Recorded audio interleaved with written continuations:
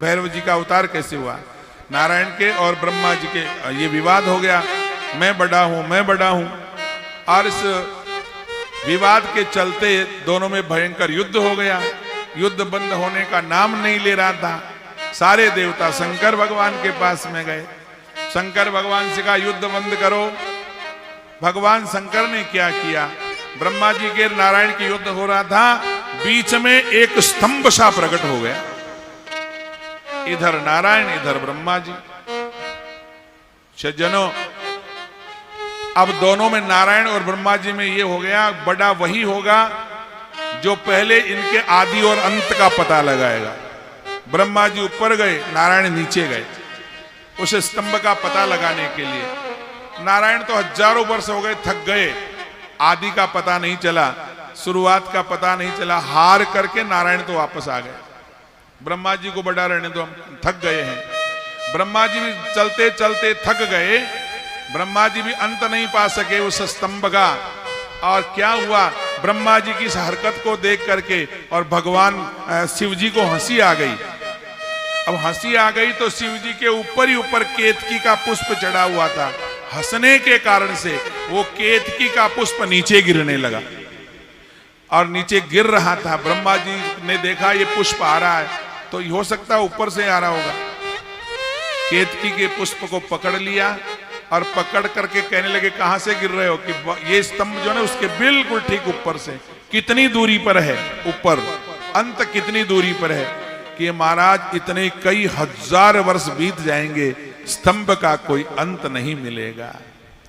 ब्रह्मा जी ने कहा एक काम करते हैं, ये केतकी का पुष्प तो मिल ही गया, हम जाकर के नारायण से कहते हैं कि हम ऊपर जाके आए हैं, ये केतकी का पुष्प लेकर के आए हैं। ये ऊपर चढ़ा हुआ था। एक केतकी के पुष्प के, बोलो महाराज आप गवाही देना, झूठी गवाही सारी। आए वहां पर, नारायण से मिले, नारायण से कहा हम ऊपर आज अंत का पता लगा करके आए हैं। कि कैसे प्रमाण? तो प्रमाण ये केतकी का पुष्प है। केतकी के पुष्प ने कहा कि ब्रह्मा जी ठीक बोल रहे हैं, ये अंत तक पहुंच करके आए हैं।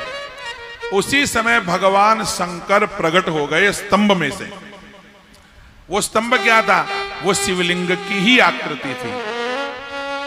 और उस शिवलिंग में से भगवान प्रकट हो गए। ब्रह्मा जी के झूठ बोलने का इस कृत्य को जब देखा सज्जनों, उसी समय शंकर भगवान के दोनों आंखों के बीच से भैरव जी महाराज का अवतार हुआ। बोलो श्री भैरव जी महाराज की। भैरव जी महाराज प्रकट हो गए। जैसे भगवान शंकर थे वैसे ही त्रिनेत्रधारी, जटा जूटधारी, सर्पों की माला आभूषण यज्ञोपवीत पहनने वाले, वैसे ही भैरव जी महाराज उग्र रूप में प्रकट हो गए। भगवान शंकर ने कहा कि ब्रह्मा जी ने झूठ बोला है ए भैरव, कि हाँ महाराज मस्तक काट दो ब्रह्मा जी का। ब्रह्मा जी के 5 मुख थे। जिस मुख से झूठ बोला था ब्रह्मा जी ने, भैरव जी ने तलवार लेकर के ब्रह्मा जी के मस्तक को काट दिया। ब्रह्मा जी के 4 ही मुख रहे फिर बाद में, पहले जब प्रकट हुए थे 5 मुख थे। केतकी पुष्प को कहा श्राप दिया शंकर भगवान ने? तुमने झूठी गवाही दी है, जाओ मैं तुमको भी श्राप देता हूं, आज के बाद में तुम मेरी पूजा में काम में नहीं आओगे। इसलिए शिव जी की पूजा में केतकी का पुष्प काम में नहीं आता है।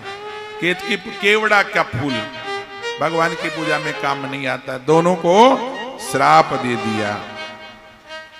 और कालवद्राज से साक्षात रूप में प्रकट हुए हैं। कालवत राज से साक्षात कालराजस्ततो भवान। भगवान शंकर कहने लगे हे भैरव सुनो, काल के समान लगते हो, इसलिए तुम्हारा नाम काल भैरव होगा।